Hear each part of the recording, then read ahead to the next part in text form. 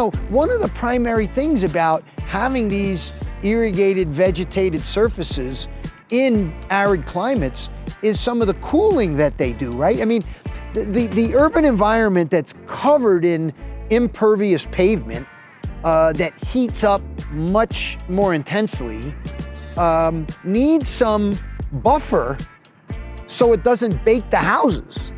So that, yes, other plant material can do some cooling, but your lawn is the simplest thing you could have. If you just moderated the watering a little bit, you could still get the cooling, have it there most of the year, and not see your air conditioner bill go up 30% because you don't have a hydrated urban environment.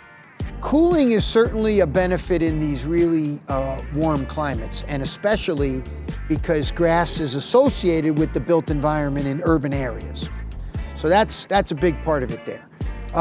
Probably the biggest benefit it has almost everywhere is its ability to retain and hold and slow stormwater, right? With the increased incidence, I mean, one of the signals of climate change are